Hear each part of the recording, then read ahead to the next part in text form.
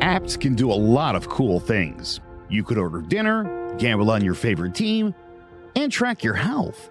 You could even get a mortgage. One click and you can be approved. I'm not sure by who or what country they're in. You deserve more from the mortgage industry. At AnyMac Home Mortgage, we believe in the need for live human interaction during a very complex process. The kind of service and guidance which an app simply can't provide. Our customers are more than credit scores and income documents. They're individuals and families who live in and strengthen our communities. Their story is our story, and that story begins in a home. Chris Sawyer is an expert on providing superior customer service and in meeting the mortgage needs of current and future homebuyers. With over 18 years of experience in the industry, Chris is able to help customers migrate through the home buying and home financing process by using his wealth of knowledge as a well-qualified mortgage professional. And best of all, Chris is located in Cromwell, Connecticut, where he has helped hundreds of clients in Connecticut, Massachusetts, and Rhode Island make their dreams of homeownership a reality. Visit chrissawyer.any-mac.com. Email him at csawyer@any-mac.com or give him a call, 860-878-8730. Chris Sawyer, NMLS number 39345, corporate NMLS number 338923. AnyMac Home Mortgage is an equal housing lender. American Neighborhood Mortgage Acceptance Company, LLC, DBA AnyMac Home Mortgage. Lo-Fi Direct. Connecticut First Mortgage Correspondent, License Lender, Broker Number ML 338923. Massachusetts Mortgage Lender and Mortgage Broker License Number MC 338923. Rhode Island License Lender, License Number 201128110L. Call for additional details.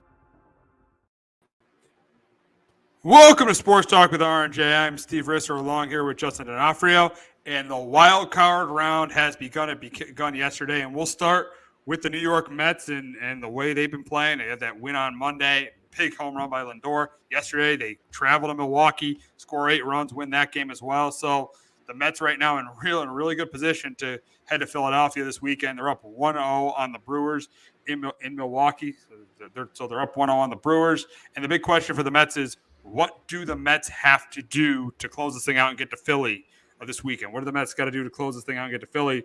And I think that the biggest thing is a good start from Mania, because yesterday they got away with Severino not being that good. Yesterday they got away with Severino not being that good because their bats were really good. But you can't expect their bats to be as good. So I think Mania's got to have a really good start. And number 2, the obvious one, just keep hitting the way they're hitting. 8 runs in that game against the Braves on Monday. The key hits too. The 2-out hitting you saw yesterday. Iglesias, the hustle of Iglesias. Then you had the 2-run hit from Vientos, 2-run hit single from JD Martinez. The key hitting. So if the pitching and the key hitting continue, there's no way I don't see them in Philadelphia this weekend. Yeah, for me, number 1 for the Mets is control the running game again, like you did yesterday. Because during the regular season, the Brewers had 17 stolen bases against the Mets, and I don't think they threw out any one of them. So the Brewers are, really good at stealing base on the Mets, and the Brewers have some speed and can do that. I think they're second in the major league this year in stolen bases. And then number 2 for me, kind of what you kind of piggyback off of what you said is to continue to get those big hits. The mojo that this team's kind of been feeling, and they were down 3-0 Monday in that first game, and the old Mets, they're probably don't. They're losing game 1. So yeah, it's a totally, it totally feels like a different Met team. You can see the mojo they have right now, and continue to carry that. Yeah, they'll go on to Philly this weekend. Yeah, and you got to credit to Carlos Mendoza for changing the culture of this team. He's just changed the culture. A season that started really, really poorly. You had the 0-5 start. You had Jose Lopez kicking the glove into the stands. It looked like this team is going nowhere. Then Grimace throws out the first pitch. Everything starts going. Iglesias comes out with his song, which has really been a spark for this team. So it has been a surprise for the Mets. The Mets has been a really surprise. A lot of people thought the Mets weren't going to make the playoffs this year. A lot of people thought this was maybe a 500 team at best, kind of a transition year for them, but they've surprised a lot of people. Coming off a disappointing season last year where they ended up getting rid of Buck Sherwalter, this has been a really, really surprising season for the Mets with them in the playoffs. Yeah, it has. Yeah, they started out 0-5. The S&Y booth was kind of like, I forget what the saying was. Gary Cohen was it was something about how bad they were playing to start off the year. It felt like, it was going to be a long year in, down there at Citi Field. But, they've been able to bounce back. I think they've had the best record since, the end of May. They've been on fire. A couple of things have gone their way. And, Iglesias has been really good since they picked him up. The song, OMG's been a hit for that fan base. So, the Mets, David Stern's came over from Milwaukee. He's done a really nice job with this group. And now that you have Steve Cohen money and the way this Mets team is playing, it's probably pretty attractive to free agents. This you got to get some pitching. Offense is Yeah. set. Pitching and bullpen, they get that. They're going to be. They might be. They might be one of the favorites to come out of the National League next year. But hey, even this year, you never know if you get in the playoffs in baseball. You saw it with the Phillies 2 years ago. You saw it with the Diamondbacks. Those teams were like the lowest seeds in the National League, and they went to the World Series. You never know with this Met team. Baseball, really, anything can happen in the playoffs. Yeah, no, it's crazy, and this is definitely the most wide open kind of October we've had in a long time. And usually it is pretty wild, and you get some upsets and get kind of, as you mentioned, the last 2 years, seeing the Diamondbacks and Phillies get to the World Series. Usually you see some teams kind of that you don't expect to get to the World Series. So yeah, this Mets team, the way they're playing, it's kind of getting hot at the right time, and that Mets team definitely has that feeling right now of it. Obviously the Tigers too. I know we'll get to them, but yeah, and maybe that's part of the reason why some of those teams that get the bye don't go out and lose, because these wildcard teams do play a couple games here. They do get rolling, and especially like a Diamondbacks or this year's Met team where they're playing up to the last day. You're continuing just, you don't have the couple of days off in between. You just continue to keep playing. Yeah, exactly. And the Mets have a lot of momentum right now, and we'll see if they carry it into the into game two. But now going to the Brewers side, what do the Brewers have to do to keep this series alive? And number one, first and foremost, got to be Montas. Got to be good. And you saw yesterday probably why they missed, even though they had a great year, why they missed Corbin Burns, because Corbin Burns is that guy in game one. If they score 4 runs, they're not losing that game. But with Peralta, he fell apart. He only went 4 innings. He ended up falling apart. So they ended up losing game one. I think Montas, he's not that good. He's got to be good. He's got to be good in this game. And also, you need to get more into Adames and Contreras. They're 2 of their top hitters. Got to get more into those guys. If they don't, they're going to be going home in the wild card round for the second year in a row. Yeah, for me, for the Brewers, definitely number one for them tonight is Sean Manaea, the Mets starter. He's got some issues to control. He'll walk some guys, and that happened. The Brewers got to be very aggressive on the base paths because, the lineups, they're not a mashing type team, and they got to kind of produce runs that way. And, it's a big ballpark out there, Miller, or I don't think it's whatever it's called, American Family Field now. Yeah. We used to being at Miller Park, but so if they can be, they can run, get steal bases, kind of produce runs that way, it could be huge for them. And then, number 2 for me was Frankie Montas. Got to have a good start. I know he's not been great in the postseason.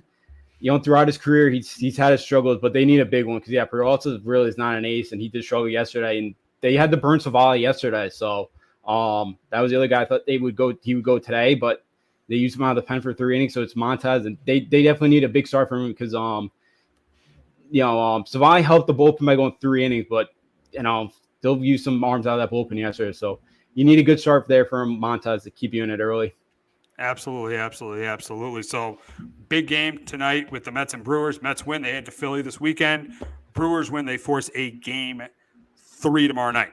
So we'll move on to the other National League series, and that's the Padres and Braves. And last night, Tatis set the tone early, hitting a 2-run home run in the first inning. Higashioka hit a solo shot in the 8th. But the big story was the guy the Yankees traded for to get Juan Soto, Michael King. 12 strikeouts, 7 shutout innings. Great performance by Michael King last night, setting the tone for the Padres. But we'll start with the Braves. We'll start with the team that's down 0-1 with what they have to do to keep their season alive. And for the Braves, they need Free to be really good. But also Albies, Olsen, and Ozuna got to hit. If those 3 guys don't hit, they'll be going home because it's hard enough. Without Acuna and Riley in this lineup. If those 3 guys don't hit, they'll be going home. So it's Max Fried, and those three of their best hitters got to hit because they did not hit last night. Michael King was just completely dominant against that lineup. And the Padre pitching staff, Braves struck out 15 times. Yeah. For the Braves tonight, same with you here, Max Fried. He's got to be big. He's got to have a big start here with the season on the line. And also, 7th game here for the Braves in 6 days, so to help that bullpen out too would be a plus if he can go deep into this one. Because they're really need him. And number 2 for me tonight, with that lineup is, they left 7 guys on last night. You got to knock those guys in, and the Padres only left 1 on. So you're leaving 7 guys on, and you're missing your big part of the lineup there who's out with injuries. You got to be better with runners at scoring position tonight, and not a couple of guys in today. Yep, exactly. So moving on to the Padres, though, they lead 1-0 on the Braves. For them to get to LA this weekend, I think, again, a good start from Musgrove. And this is nitpicking a little bit, but need, more guys outside of Tatis hitting, Alvarez, Machado, and Profar, because they can't rely on just a great start from Michael King. You can't rely on Musgrove having as good of a start as Michael King. So they got to get more out of that lineup. But if they do those things, they will be in LA facing the Dodgers for the second time in 3 years in the division series. And we know what happened in 2022. They upset them and got to the NLCS. Yeah, they did. And the way the Dodgers staff looks, they can definitely go in there and get them again. So, yeah, for the Padres today, get the early lead, because that place that atmosphere is unbelievable right now. That might be the best. Them, Philly, I know New York will be up there as well. But, that San Diego fan base is, that's the only team they got now in town. So, that fan base has been in it. That place was electric last night. So get the early lead early, put the pressure on the Braves. And number 2 is, for the Stars of Lover, Tatis hit the home run yesterday, but they need Machado and Jackson Merrill in that middle lineup when guys are on, and knock those guys in as well. So especially against a guy that could pitch really good and kind of could shut you down for a while. So got to take the opportunities when you get them. Absolutely. So Padres looking to try to get to LA this weekend. Braves looking to even the series and force a game 3 tomorrow night. We will move to the American League. And yesterday, the Royals, behind a great pitching performance from Cole Reagans and a timely hit from their star player, Bobby Witt Jr., which pretty much a mistake by Brandon Hyde not to walk him and let Pasquantino beat you. I don't know why you're going to let the best hitter by far in that lineup beat you with the runner on third and a base open. I think it was a mistake by Brendan Hyde, and there's a reason I think the Orioles have not won a postseason game with Brendan Hyde. That was a mistake, probably the biggest managerial mistake of the day, allowing Bobby Witt to hit there. I think you intentionally walk him there. I think you do. So Royals win 1-0. Now they're trying to get to the Bronx, but we'll start with the Orioles. What do the Orioles got to do to even this series? And number 1, the guy they traded for the trade deadline, Eflin, he's got to be good. And Henderson, Rushman, and Santander combined 0 for 11 yesterday. That can't happen. And Hyde has got to put those guys together. I did not like the Orioles lineup yesterday with Henderson leading off, and you got Westberg in between, Santander, and then you put O'Hearn in between Santander and Rushman. Doesn't make sense. You got to hit your first 2 hitters, 1, 2, 3. Don't overthink this. I think they're all left. I believe they're all lefties. I think they're all lefties. So I think you got to hit those guys 1, 2, 3. I don't care about the lefty righty thing. You got to win this game. So those guys got to hit, and Eflin's got to pitch for this, or this Orioles team is going to lose their 10th straight postseason game.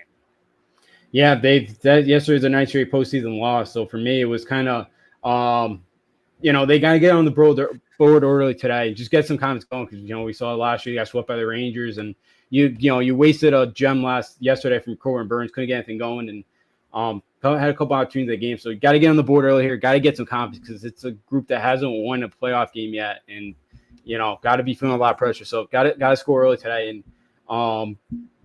then because I actually added 2 Mountcastle like that. And you mentioned it, they 0 for 12, and then even Mountcastle was like 0 for 14 yesterday. So those big 4 got to get it going. And the other one was Zach Eflin too. He's been okay. Strikeouts are down from last year, but he's got to have a big effort today. That bullpen we know is not great. So they need a big effort from him today. I know the bullpen's pretty rested, but they've been tough to count on of late. Absolutely, yeah. The bullpen's been tough to count on, and that leads me to another question: is as we're Yankee, obviously we're both Yankee fans. They play the winner of the series on Saturday night. Which team would you rather see come to the Bronx, the Royals or the Orioles? I'm still going to say the Royals, even though the Royals pitching is really good. Cole Reagans proved why he's going to be a great pitcher for them. You got Seth Lugo, who's had a really good year, and then you got Singer too. So you have really good pitching. Orioles don't have the depth in the rotation, but it's the offense. And if you look at the season series, the Orioles played the Yankees much tougher than the Royals. So I'm going to say the Royals. As a Yankee fan, I'd rather see the Royals play the Yankees.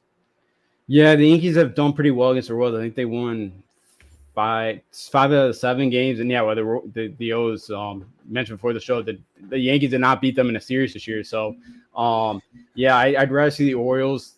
That lineup doesn't totally scare you, but outside of Bobby Witt, Salvi Perez still pretty good. But they can steal some bases. They can kind of get on in different ways and maneuver runs that way. But yeah, the rotation of the Royals kind of scares me a little bit. But I'd still rather see them than the O's team that could mash away, and that lineup gets hot. They could be very tough. And again, the Yankees rotation is kind of a question mark after Garrett Cole really right now. Yeah, exactly. So I think the matchup would be better with the Royals. The Royals because the Royals are definitely not as good offensively as they were at the beginning of the year because Pasquantino's playing hurt. Playing hurt. So I definitely think the Royals, just the way the matchup is, I definitely think the Royals would be. I'm not even a better matchup. I think a much better matchup for the Yankees. Yeah, I think they're confident probably against the Royals too. They've done really well against ASL and Troll over the years. So yeah, I think they feel better about it than you're playing an O's team that you've kind of struggled with a lot, this year, and a team that could get hot and that have a lineup that can mash away. Where Kansas City doesn't have a ton of those guys, and you mentioned Pasquantino is going to playing through an injury right now, and Salvi still at his age it's been unbelievable. Tommy Pham's okay, and it's a decent lineup, but yeah, it's not a lineup that has as many guys to scare you like the Orioles do. No, definitely not. But here's the biggest thing: the Yankees got to get through. No matter who they play, they have to get through this series. If Aaron Boone wants to keep, in my opinion, his job, they have got to get through this series. And also, Brian Cashman's going to take a little bit of heat because you saw Michael King, the way he pitched last night, if the Yankees don't get through the series. The Yankees must get through the division series for Aaron Boone to keep his job, in my opinion. Yeah, I totally agree with you. He's got it because it's, I know the Astros are still, I would not be shocked the Astros come back and win the series against Detroit here. And, it's kind of feels like the year you could get the Astros. So, yeah, it's kind of set up where, there's, you seem like right now the best positioned team to get to the World Series and, finally get on a run here. And, yeah, if this team can't do it and, their stars struggle, don't show up again and, in the postseason, then, there's definitely going to have to be somebody that gets, thrown in the fire, and that's probably going to be Aaron Boone. And Cashman will probably take some hits, but again, he's, mentioned a million times, he ain't getting fired. So it would probably be Boone's the one that's the odd man out. Yeah, Boone will probably be the one taking the fall. Now, speaking of the Astros, who you just mentioned, they're currently playing right now. They're down 1-0 in this series to the Tigers. They're losing 1-0 in the top of the first. They're 0-0. My bad. 0-0 in the top of the first between the Tigers and Astros. And we'll start with the Houston Astros and really what the Astros have to do to win this series. And I think it's pretty obvious that Hunter Brown's got to have a good start. Hunter Brown's got to pitch better than Valdez did yesterday. Valdez did not pitch that well yesterday. Hunter Brown has got to have a good start. And also they need more to Tucker and Altuve at the top of the lineup to set up Alvarez, to set up Bregman. So they need more of those two guys at the top of the lineup if they are going to advance. If they don't, I could potentially see an upset here. I could potentially see the Tigers going to Cleveland and upsetting the Astros. Yeah, they could. AJ Hinch is a good manager, and the way the Tigers are playing, they're another team right now that's got a lot of mojo. But yeah, for Houston, Hunter Brown, who really started off the year one of the worst pitchers in Major League Baseball, he had like an over 8 ERA. He's been really good of late, and he also grew up in Detroit too. So I don't know if he's a Tiger fan, but probably likely he could be. So he's got to have a big start today. And then number 2, that offense got to wake up, and somebody like maybe down towards the bottom like Jeremy Pena get on, and because Altuve, Alvarez, Tucker, those guys are so good, running the scoring position. The bottom guys could get that. Always seemed like it hurt the Yankees that the Astros bottom of the order got on, and Altuve, Alvarez, one of those guys made them pay. And again, that's a line that could do that to you. So, Houston needs those guys to get on for the top to kind of knock those guys in. Yeah, listen, this is actually the team that's down 0-1 that I think has the best chance. Yeah. They have the best chance to come back because they're pretty much facing an opener today in Detroit. I mean, the reason Detroit made the playoffs was Tariq Skubal was phenomenal. There's no way he shouldn't win the Cy Young. He proved that yesterday. He's been phenomenal this year. So. Yeah, I think this is the team that has the best chance to get out of this hole because if you look at the Brewers, I think with their rotation, they're facing an uphill climb against the Mets lineup. The Braves, they can't. They have trouble offensively. Even the Orioles, they're facing Seth Lugo, who pitched pretty well today. I think this is the team. The Astros are the team that has the best chance to come back and get to the division series. Yeah, absolutely. They definitely do because, it's a bullpen game. AJ Hinch was, I think he said the next 2 games it's like pitching chaos for them. They're going through the bullpen today. That's crazy that team made the playoffs with this. I know they traded Flaherty at the deadline, but it's amazing this team made the playoffs with this lack of depth in the rotation. It is. The bullpen was good. The lineup did enough. And, they're not going to slug their way to many wins, but the pitching staff's done a really nice job. And, and after that Sunday night game, against the baseball classic. Yeah. Hinch was like, they were ready to shut down Skubal or kind of talk of like, we're going to limit his starts. Like they were getting ready. They figured they were out of it too. And we talk about the Mets. It's mojo at the right time. You're playing well. And it's a Tiger team that's playing and got a lot of confidence right now. So I do think Houston's got the best shot, but it's also Detroit right now. They're playing so well. That, hey, they got nothing to lose at this point. And I know a Houston team that didn't start out hot either and didn't really expect to be here. They were down 10 back at some point against Seattle, but the very veteran team that has won a lot of October baseball together. So for Detroit, it's been a really fun story. And thought they were a year early this year. You thought they next year, but the pitching staff's young and tomorrow will be good because Casey Mize if they get there, and that's kind of the number 1 pick for a couple years ago, who's been banged up for him a lot, and be a big start for him to see kind of his kind of potential and see what he's got. Yeah, exactly. Yeah, exactly. It'd be cool to see Casey Mize if they do get to a deciding game. It'd be cool to see Casey Mize pitch in that game. But now speaking of the Tigers, what do they have to do to get to Cleveland, face the Indians in the division series? The first time the Tigers have been in the division series in 10 years. If they win, first time the Tigers would be in the division series in 10 years. So what would they have to do? I think the biggest thing is they got to hit. I think they got to hit a little bit better. I know they scored 3 runs yesterday, but that's not good. I don't think it's going to be enough with the pitching that they're going to have starting all these openers. I don't think it's going to be enough. That's why I think their bats have to get going. Their bats got to get going if they want to get to Cleveland this weekend. Yeah, for me, it's kind of that lineup. They got to knock in running scoring position. They got to get opportunities. They're not going to slug their way to victory. According to the GM, they talked a month ago or 2. I heard him talking. He's talking about some young guy. They don't like to take walks in Detroit, I guess. He doesn't like that one of their young guys likes to walk. But, first time I ever heard that. But that lineup's got to play got to knock in opportunities because, they can't get in a slugfest against a team like the Astros because they will not be able to win those games. No. They got to be able to get in front early. Fast starts are the key. And a fast start for the Astros here is a big key. They're right now 0-0 in the first inning. A fast start's a key because the longer they keep the Tigers hanging around, the more anxiety it's going to give the Astros. The Astros got to go to a fast start here. Yeah, absolutely. Because that crowd's you get that nervous energy now, and you're kind of nervous about being an elimination game, and you want something to go right. And so, if you got to get off to an early start and kind of keep that crowd into it, get them on their feet, in a close game. And, it's a team that, if they do fall behind early, I believe can come back and be able to put up some runs in this one. And they just kind of need that one inning to get going. Getting out to the kind of the early start there is it is crucial. And being able to get those back into the rotation or back into the bullpen guys, kind of the 8th and 9th inning outs with the lead. It definitely is. Yeah.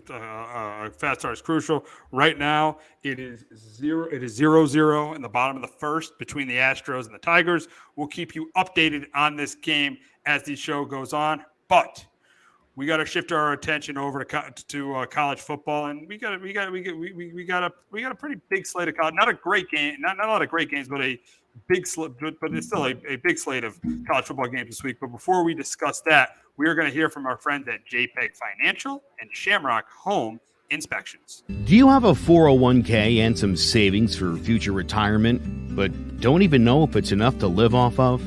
How much is enough? How often are you thinking about it? The team at JPEX Financial Group can help set your mind at ease. We specialize in creating strategies in the planning and managing of your financial, educational, and investment needs. We help clients pursue their investment goals with sound financial strategies. You deserve a personal, tailored plan. Lasting, meaningful, and open relationships are the foundation of our practice. You've worked hard for your money and should feel confident in your investment choices as you make decisions for your financial future. Your goals are our goals. We are dedicated to your needs and hopes for your future. Visit our website and give us a call at 860-430-5397. Securities offered through Raymond James Financial Services, Inc., member FINRA, SIPC. Investment advisory services offered through Raymond James Financial Services Advisors, Inc. JPEX Financial Group, LLC is not a registered broker-dealer and is independent of Raymond James Financial Services. JPEX Financial Group is located at 78 Eastern Boulevard, Glastonbury, Connecticut. There's no bigger investment than home ownership. And to make sure the house is up to your standards, you need a professional to look it over. Brian Flanagan from Shamrock Home Inspections is a licensed home inspector and a member of the Connecticut Association of Home Inspectors. Brian was a contractor for over 15 years, so he knows how homes should be constructed and how mechanicals should work. What makes me a good home inspector was the 20 years that I was a home improvement person, doing all the different repairs that I have done and what other people have done wrong that I had to go out and fix. So I have a pretty quick eye on seeing what's right and what's wrong. Before you move, call Shamrock Home Inspections. Before you make the biggest investment of your life, call Brian Flanagan from Shamrock Home Inspections at 860-268-2566 or visit shamrockhomeinspectionct.com. All right, this college football season has flown by. I mean, last week we obviously did that instant classic between Georgia and Alabama. That game was amazing. That game was awesome. But we'll move on to week 6 of the season. I think the biggest game in week 6 is Tennessee heading to Arkansas. You got Tennessee, undefeated, number 4 in the country. You got the great edge rusher. You got the really good quarterback for them, and they face Arkansas, who's improved this year. Arkansas has improved. They almost, I think it was they almost beat, I can't remember who they almost beat. Oklahoma State in week 2. So they almost beat them in week 2. So I think for this game though, I think Tennessee controls this game. I think the quarterback is a big game. They get pressure on the quarterback, and I got to win this one by 3 scores. I got Tennessee 34-17 over Arkansas. But Justin, can the Razorbacks pull out the huge upset in Fayetteville this week? It's me though. They haven't quit on Sam Pittman, and they have Bobby Petrino as the OC. Can he pull something up his sleeve this week to do enough against the Vols? But I just think defensively, Tennessee's good enough. They're too good. Talon Green is a pretty good runner, or dual threat quarterback. And second half of the Oklahoma game, Michael Hawkins came in and was able to use his legs a bit and helped out the Oklahoma offense. So maybe that could help out Arkansas on this one. But I don't think they're able to keep up in this one. It's Saturday night down in Fayetteville. Maybe they keep it close early, but I just think Nico. I cannot pronounce his last name. Yeah, it's like Emino Levi. I can't pronounce it. The years go on. Maybe I'll be able to. But we'll be able to. It's like Tua. It's like when Tua came out. You couldn't pronounce his name when he won the national championship, but now you can pronounce it all the time. Yep. Yeah. This is take some time to get it, but I just think Tennessee, the way they managed them in the first game, they ran the ball pretty well. I think they'll do the same against Arkansas in this one. All right, we'll stay in the SEC. I've got a top 25 matchup as undefeated Missouri goes to number 9 Texas A&M. I don't know if they should be the number 9 team in the country, and I think they're a little overrated, and I think they're going to prove that on Saturday afternoon. I think Brady Cook's going to have a really good game. I think A&M's going to move the ball, but I don't think they're going to score enough points. And I'm going Missouri here. I know Missouri almost lost to Vanderbilt a couple weeks ago, but I'm going Missouri here to pull the upset here. I got Missouri 24-20, but Justin, can A&M win this game and stay in the top 10?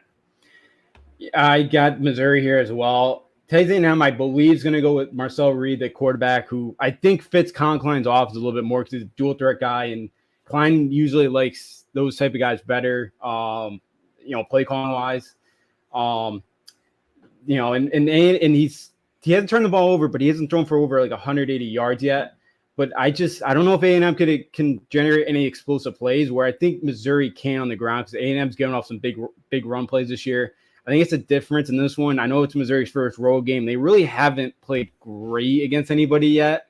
But I do think they go on the road coming off a bye. I do think they go down to College Station and get the win this week.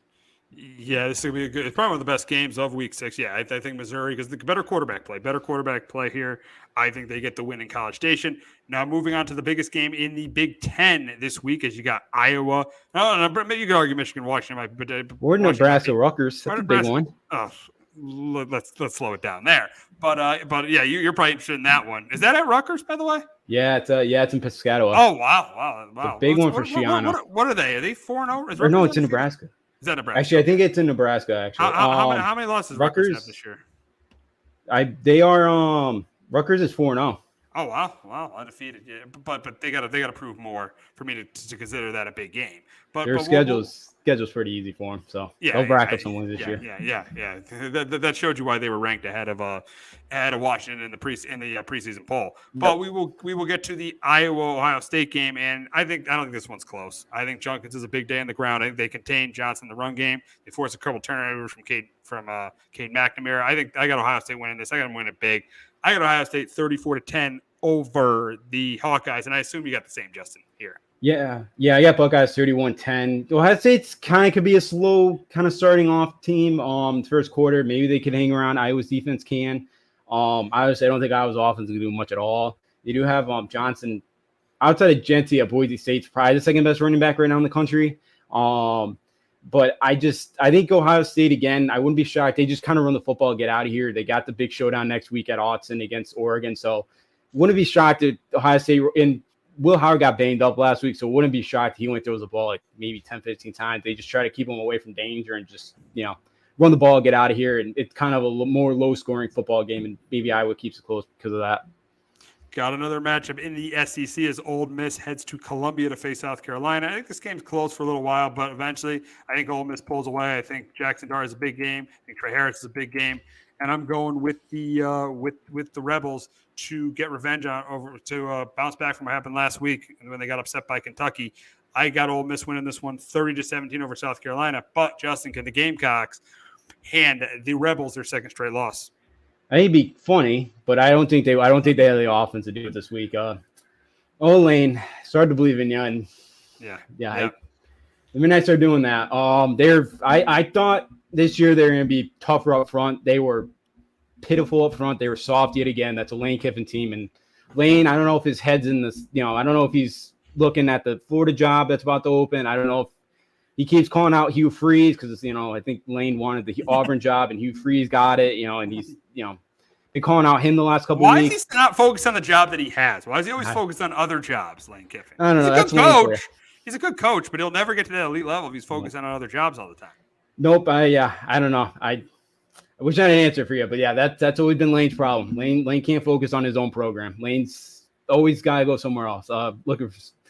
But I think, again, South Carolina, their edge rushers, Kyle Kennard, who leads the SEC with 5.5 sacks, and the 5-star freshman, Don Stewart's got 2.5 sacks. Like those, I think Ole Miss is, or Jackson Dart's going to have pressure again on him this week. Landon Sells is banged up last week. I think he's going to go.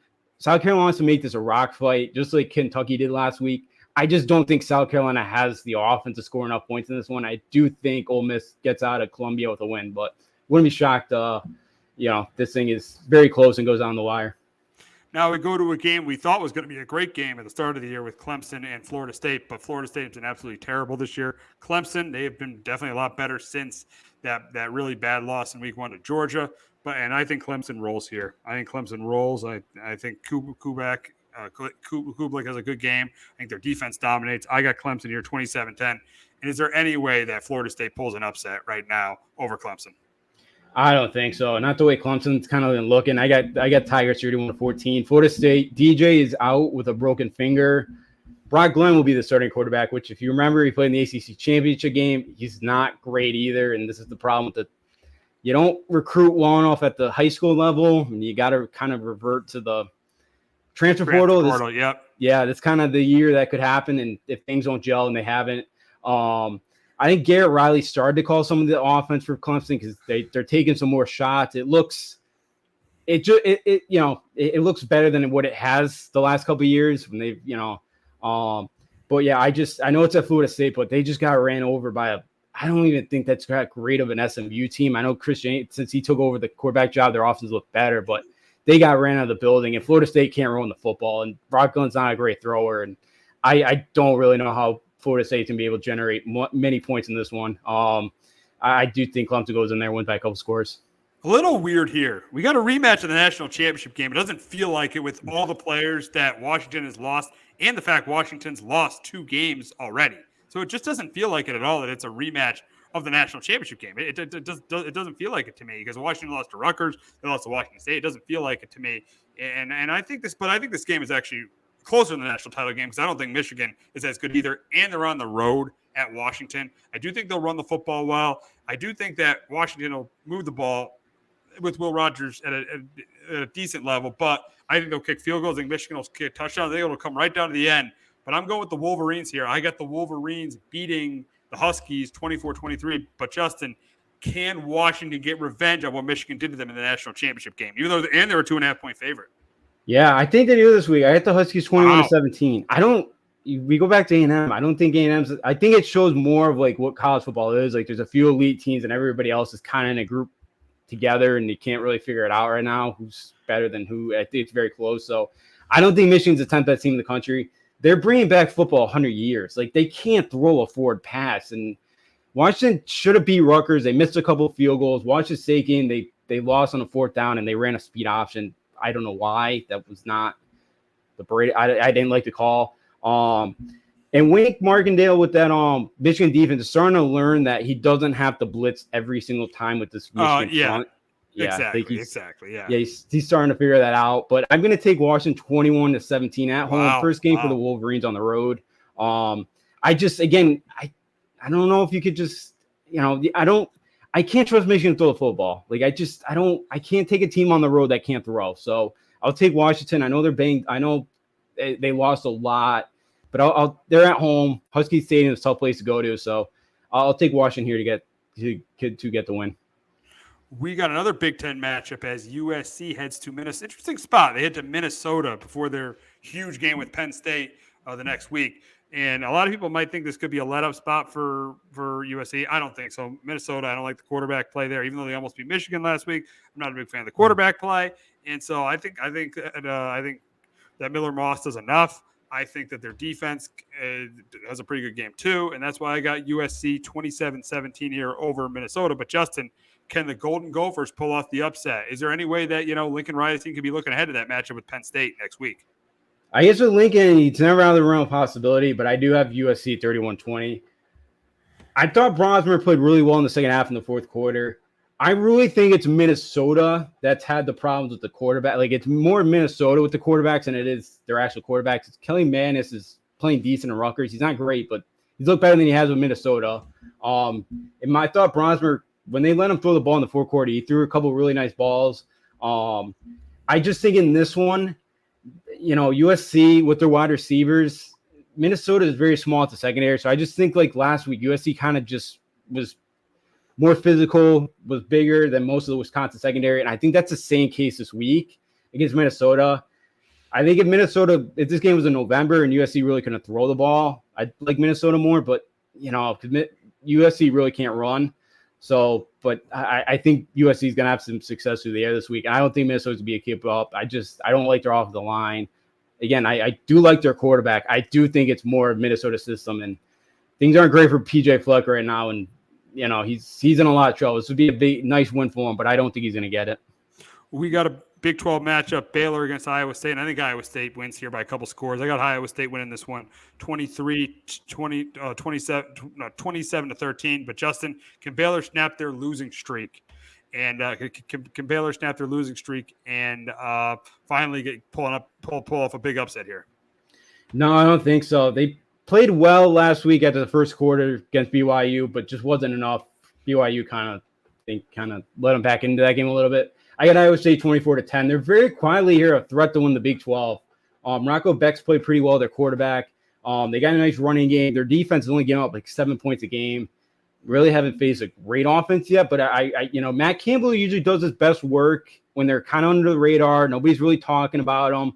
That's usually when he's at his best. And I do think this week, again, Saturday night in Ames, I don't really like Baylor's offense much. Sawyer Robinson does a little bit better job, but at the quarterback spot. But I don't think they're going to Ames here on a Saturday night. And kind of a matter of time here for Dave Aranda. How many more games he's on the sidelines here, and I think Iowa State takes care of business. All righty, we got an ACC matchup between Miami going to Cal. It's weird to say it's an ACC matchup, but Miami goes to Cal. Great game. What a game last week between those two teams. That was a crazy game between Miami and your Virginia Tech Hokies almost won. Now we know what you were talking about Virginia Tech. Yeah, Brett Pry is, maybe a bigger dummy than Mario Cristobal. I don't know if you saw that fake field goal and like the 10-yard line they're trying to run. They would have gone to overtime. They didn't need the Hail Mary. I know. Yeah. So, yeah, if you're gonna did you give a prediction on this game yet? Yeah, I got a prediction. I think Miami cruises here. I think Cam Ward plays well. I think Miami cruises, and I think they're able to run the ball with Damian Martinez. So I got Miami here 34-20. But Justin, can Cal hand Miami there? They should have lost. They very easily could have lost last week. Just Cal handed them that loss this week. Yeah, I think Cal keeps this thing close. It's the first time game day is going to be out in Berkeley. That place. Wow. Yeah, wow. I think they're down to 4 now that they haven't been for football. But yeah, so I think that place is gonna, I don't know how it's gonna be sold out. I would hope so, but Justin Wilcox's defense is always really solid. I think they're, they faced Cam Ward a couple times at Washington State, so like he's familiar with them. They got away last week with him, but Cal's offense isn't great. They got to get Jalen Ott going. He's a really good running back. He had over 1,000 yards last year, but last week we saw Cam Ward. When he gets pressure, he'll make some bad mistakes. He'll give you a couple mistakes. That's kind of what kept Virginia Tech in that game. So if Cal can do that this week, I think they got a chance, but I just don't think they have enough offense here to keep up. And I do have Miami going the road 20-20, but a little bit closer here than, maybe we'd expect. All righty, so we'll wrap up with the Friday night game, starting with Michigan State and Oregon, and I think Oregon cruises here. I got them 42-10. Dylan Gabriel is a big game. I got Oregon here 42-10, getting ready for that huge matchup next week with Ohio State. Yeah, that's going to be a big one, and I got the Ducks here as well, 38-10. Childs didn't play great. Again, he's young. I do think he's got potential, but got a lot of work to do right now. Maybe Oregon's looking a little bit ahead of Ohio State, and Michigan State's just interesting for a bit, but Michigan State's defense isn't bad, but I just don't think their offense will be able to go up to Austin and be able to score enough points in this one. I think Gabriel plays well. They did a good job protecting them. Again, against a UCLA team that them or Purdue are the 2 worst Power 4 teams right now. They're both dreadful, but I'll take the Ducks here at home. But yeah, as you mentioned, the huge showdown next week down in Austin. We got an interesting game on Friday night down in Vegas between Syracuse and UNLV. And I'm going to go with the upset here because UNLV doesn't have their quarterback anymore. He after being undefeated, chooses to redshirt. So I'm going Cuse here. I'm going Cuse 23-20. Kyle McCord is more experienced than what UNLV is going to put out, but going to have a quarterback. So I'm going Cuse here in the upset, 23-20. But with all the chaos, can UNLV stay undefeated? Yeah, I think so. I got UNLV 31-27. And me, who I do like to dabble in some FCS football. So Luka was never a great passer. He's a good runner. He's never a great passer. And I like the guy that they brought in from Campbell, Malik Kyja Williams, because Campbell actually had talent. That coach was not very good. Like, again, they had top 25 recruiting classes at Campbell, like in the FCS level, and the coaches never could get the full potential out of a lot of those guys. And UNLV runs the go-go offense. There's a lot of 20, 21 personnel, power running team. A lot of short passes, and then they want to kind of hit you, stretch the defense down the field type stuff. So something different that you don't really see. And for Syracuse, Kyle McCord's played pretty well. Like, I think he's got some talent. Again, just wasn't what Ohio State was used to.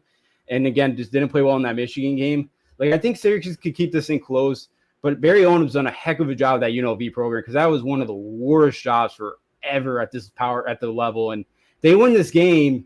I think they play Boise at some point. That's going to be a really good game. Like, yeah, they play Boise at the end of the month on the 25th on a Friday night.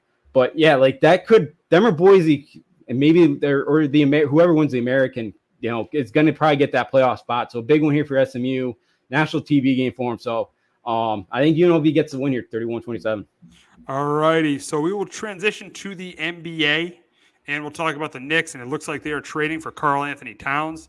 And the big question for the Knicks is we all know the Celtics are clearly the best team, but with the moves they've made, going out and trading for Bridges, going out and trading for Cats, having Brunson, having Josh Hart on this team, having OG Anunoby, is this team the second best team in the Eastern Conference? I'm going to say yes. When you have the big three of Cats, Brunson, and Bridges, I'm going to say yes. Yeah, I know they're breaking up kind of the Nova guys because they're trading DiVincenzo, but I'm going to say yes. I'm going to say the Knicks are the second best team in the Eastern Conference. I think they are too. I didn't love the move for Towns. I'm not a big Karl-Anthony Towns fan, but I still think the Knicks are. It's still the second best team in the Eastern Conference.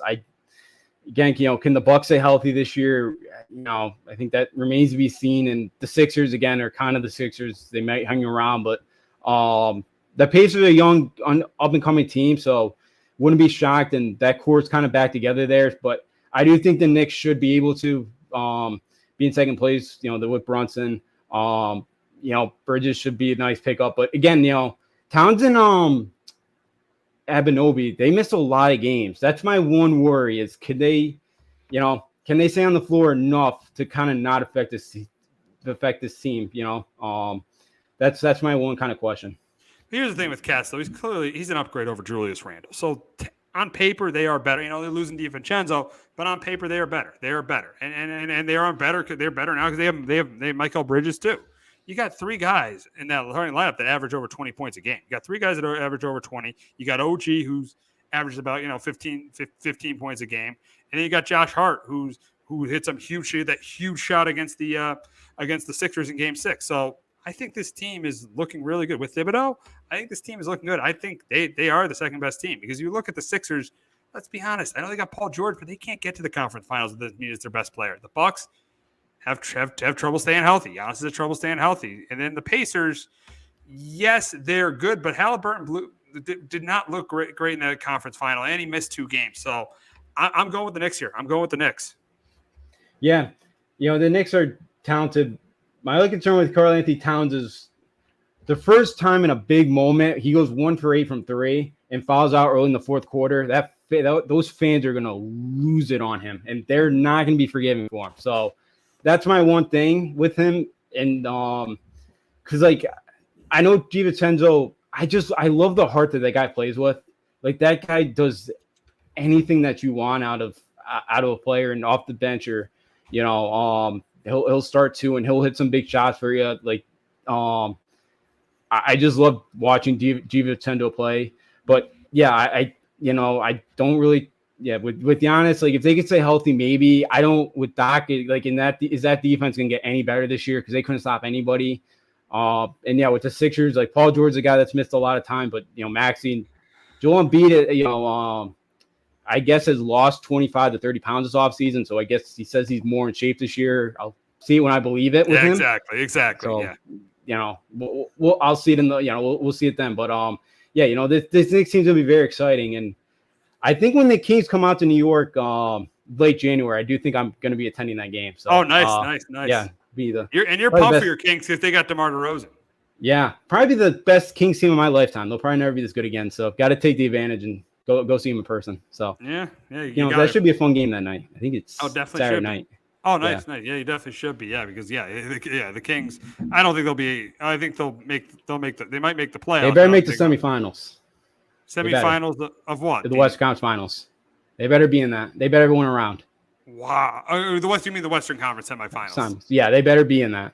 Yeah. We'll see. We'll see what happens there. Kings have not won a playoff series in a very long time. I think it's been 2004 since they won a playoff series. They haven't won a playoff series in a very long time. But going from one New York team to the other, last night the Liberty go up 2-0 on the Aces, and I said the Aces would win the series last week. I can't see that now. The way UNESCO and Breanna Stewart are playing, I think the Liberty are going to get to the finals for the second year in a row, and I think that they're going to stop the Aces' quest for a three-peat. Yeah, I think so too. They're playing well, and Becky Harmon last night called out Kelsey Plum in the post-game press conference about doing too many commercials or something.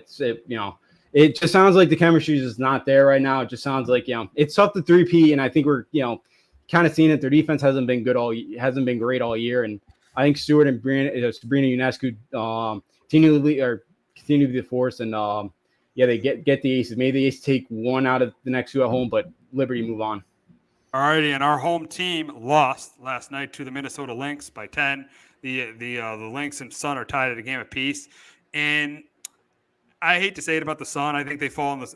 They lose a 5-game series here. I think the Lynx with Nafisa Collier. I think they got too much star power. I think it's going to be the Lynx and the Liberty in the WNBA Finals. But Justin, can the Sun get there for the second time in 3 years and for the third time in 6 years?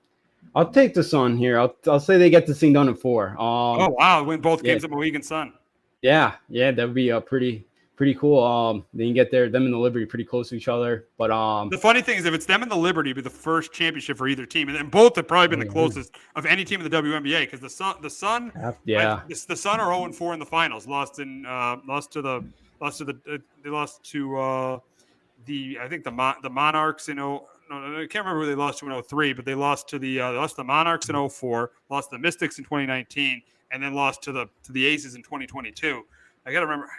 I think that's. Is this that Houston team? What was the Houston? Wasn't that Houston team still together? 04, 03? No. That wasn't that. I think no. I got it. I think it was Detroit. I think it was the Shock. Detroit, I think it was they lost to the Shock in 03.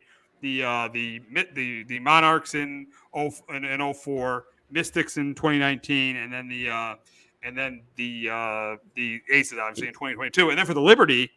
They had that run when they had Rebecca Lobo and Teresa Weatherspoon. They lost. They couldn't beat the Comets. They lost the Comets in 97, 99, and 2000. Then lost to the Sparks in 2002. Then got back for the first time I think in over 20 years last year and lost to the Aces in the finals. So I think these teams are a combined 0-9 in the WNBA finals. So that'd be interesting if we get the Sun and the Liberty in the finals. Someone would have to win it.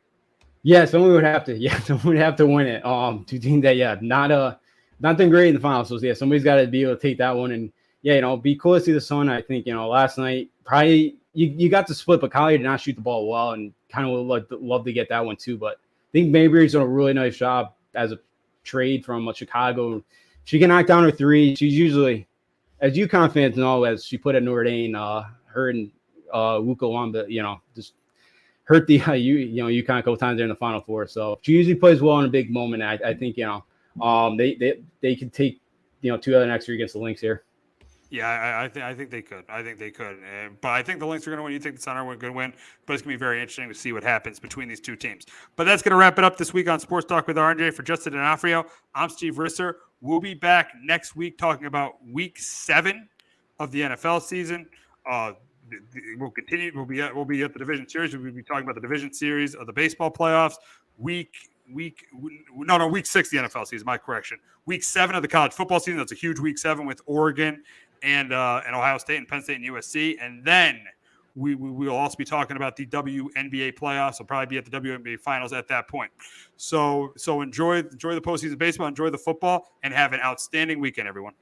Hello, my name is Joe Aguirre. I'm the president of Clovercrest Media Group. And here at CMG, we have a wide variety of podcasts, including sports shows like Keys to the City, The Roll Call, Throwing Jabs, All Four Downs, and Jawing About the G-Men.